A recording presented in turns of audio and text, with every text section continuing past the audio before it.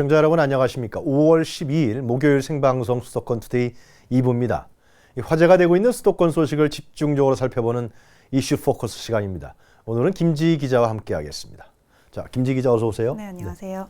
지난 5월 8일 날이 어버이날이었죠. 네.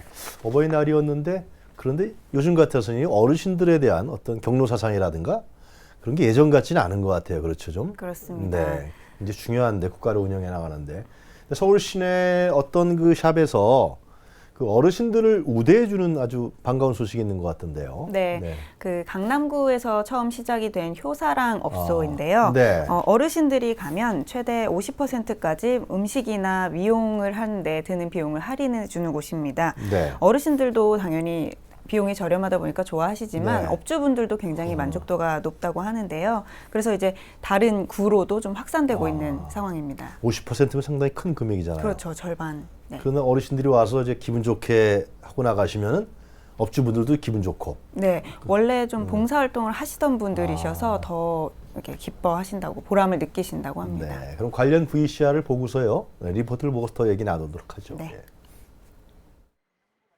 30년째 미용실을 운영해오고 있는 강주영 씨는 강남구 효사랑업소 사업에 참여하고 있습니다. 그동안 저소득층 장애인을 대상으로 봉사활동을 하다가 지난해부터 어르신들에게 저렴하게 서비스를 제공해오고 있습니다. 어르신들이 오면 뭐 빵도 사오고 또 반찬도 해갖고 오고 그런 게 사실은 돈하고는 바꿀 수 없잖아요. 그럴 때 너무 부모 같은 부모같이 또 우리가 또 생각하죠. 수년간 단골이었던 어르신들도 더욱 편안하게 미용실을 방문하면서 사랑방 역할을 하고 있습니다. 어른들, 우리 나이 먹은 사람한테 특별히 아주 그냥 대화도 잘해주시고 오면은 편안하고 그냥 그래서 내가 여기를 항상 잘 이용하고 있어요. 감사하지요. 효사랑업소는 지역 내 70세 이상 어르신들에게 식사 또는 미용 비용을 최대 50%까지 할인해주는 업소들입니다. 자치구로부터 포장용기나 미용 도구 정도의 지원을 받고는 있지만 어르신들을 우대하는 차원에서 자발적으로 참여하는 의미가 큽니다. 영업주분들은 이런 사업을 통해서 보람도 느끼시고 홍보를 통해서 어르신들이 단골 손님으로도 많이 모집이 돼서 만족해 하시고 어르신들도 저렴한 가격에 이용할 수 있으셔서 매우 만족해 하십니다. 효사랑업소는 지난 2013년 강남구에서 처음 시작한 뒤로 이제는 성동구, 종로구 등 다른 자치구로도 확산되고 있습니다. 현재 강남구는 음식점 220곳, 미용실 75곳이 참여하고 있고 성동구는 음식점 65곳, 종로구는 음식점 24곳이 참여하고 있습니다. 참여를 원하는 업소들이 자치구에 신청을 하면 민원이 많지 않거나 영업정지 이력이 없는 업소에 한해 허가해주고 있습니다. 자치구들은 향후 업소를 늘리고 더 많은 어르신들이 이용할 수 있도록 홍보도 적극적으로 나설 예정입니다. 할인을 받기 위해서는 본인 확인이 가능한 신분증을 지참하면 됩니다. 효사상에 대한 인식이 무뎌지고 어른들의 경제적 어려움이 커지고 있는 요즘 어르신 우대 업소들의 자발적 참여가 돋보이고 있습니다. TBS 김지희입니다. 네, 그 리포트 봤는데요. 그 50%를 할인해 드리니까 어르신들이 또 뭐 맛있는 것도 해갖고 오고 뭐 그러는 것 같아요. 네, 뭐 미용실 같은 경우는 머리하러 올 때 뭐 빵을 챙겨 오신다든지 반찬을 가지러 오시기도 하고요. 그래서 마치 사랑방 같은 역할을 좀 하게 된다고 합니다. 미용실 원장님도 기분 좋겠네요, 그럼. 예, 굉장히 만족해하고 계시더라고요. 지금 보니까 강남구가 제일 많이 효사랑 업소가 많고요. 네. 200군데가 넘어요. 네네. 좀, 음식점만 200곳이 넘고요. 미용실도 지난해부터 한 몇 곳이 추가됐습니다. 성동구하고 종로구하고 강남구 세 자치구만 효사랑 업소를 하는 겁니까? 지금 다른 구에는 없어요? 다른 자치구에는? 네, 지금은 아직까지는 새 구에서만 하고 있고요. 네. 다른 구들도 좀 관심은 보이고 있다고 하더라고요. 네. 구청장들 이런 많이 하면 다음 지방선거 때 표도 많이 될 것 같은데, 그렇죠? 자, 하여튼 노인 인구가 굉장히 많이 늘어나고 있는데요. 그 아주 훈훈한 사업인 것 같습니다. 근데 노인 인구가 계속해서 늘어나고 있죠. 지금 이거에 대한 대책도 이제 중요할 것 같은데요. 어떻습니까? 네, 서울 통계 정보 시스템을 봤더니요. 서울에 거주한 65세 이상 인구가 지난해에 126만여 명을 네. 기록했습니다. 이게 2011년에 104만여 명이었던 게 20만 명 이상 꾸준히 늘어난 건데요. 문제는 이 중에 독거노인이 27만여 명이고 그중에 기초수급자와 저소득층이 30% 정도가 된다는 겁니다. 네. 네. 그 노인분들이 어르신들이 인구가 늘어나 보니까 또 스스로 일을 할 수밖에 없는 그런 상황이 닥쳐 있지 않습니까? 그렇죠. 그러니까 노동하는 일하는 노인들도 많이 늘어났죠. 네, 그러니까 은퇴를 한 뒤에도 계속해서 일을 또 찾아서 하게 되는 건데요. 네.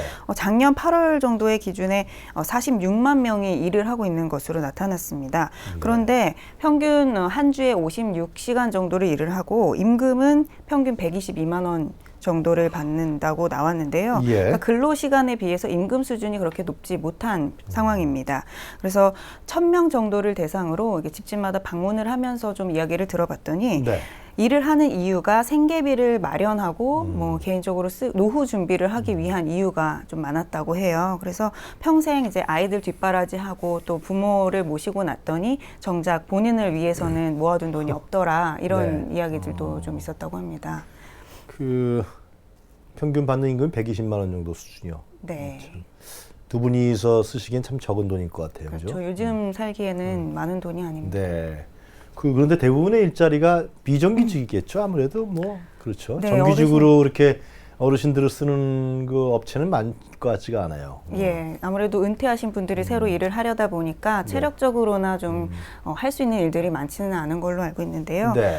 그래서 이제 서울시에서는 좀 일자리 정책들을 내놓고 있는 상황입니다. 서울시에서요? 예. 네. 올해도 이제 시장형과 인력 파견형으로 해서 5만 개 정도 일자리를 추가로 만들 계획이라고 합니다. 서울시에서만요. 네. 5만 개. 굉장히 많은 일자리네요. 그렇죠. 어떤 상당히 기획을 좀 많이 해서 이제 추진해 나가는 모양입니다. 그렇죠? 네. 예. 하여튼 뭐 양질의 일자리 좀 어르신들이 좀 제대로 대우도 받으면서 그죠? 보수도 좀 많이 받고 시간은 좀 많지 않은 그런 일자리, 양질의 일자리가 많이 만들었으면 좋겠는데요. 이거 쉽지 않겠죠? 예, 아무래도 노후가 좀 길어지다 보니까 그런 부분에 있어서 정책적으로나 좀 네. 대책이 필요한 것 같습니다. 네. 자, 그럼 그 다음 주제로 한번 넘어가 보도록 하겠습니다. 이 어르신들, 노인들을 돌보는 일을 하는 분들에 대한 지원을 서울시에서 한다 그러는데 어떤 얘기입니까? 그건? 예, 그러니까 노인들을 돌보는 일을 직업으로 갖고 계신 돌봄 여성 노동자들이 대상입니다. 그래서 서울시에서 이달부터 내년 3월까지 네. 이 여성분들을 대상으로 또 취약계층을 좀 한 500분 정도를 선정을 해서 네. 건강을 관리할 수 있도록 챙겨주는 겁니다. 그러니까 결국 큰 테두리에서 보면 이것도 노인 정책의 하나라고 봐야 되겠네요. 그죠? 그렇죠. 돌봄 여성 노동자분들에게 지원을 해줘서 더 안정적으로 노인분들을 돌보게 한다. 뭐 그런 취지네요. 네, 결국은 노인분들이 더 좋은 서비스를 받게 됩니다. 그렇겠네요. 그죠? 네. 아무래도 좀 이분들이 생활이 안정이 되면은 그 돌봄을 받는 분들이 거동이 불편하신 분들도 계실 테니까요. 체력적으로 힘들 것 같은데. 그럼 구체적으로 어떤 지원이 되는 겁니까?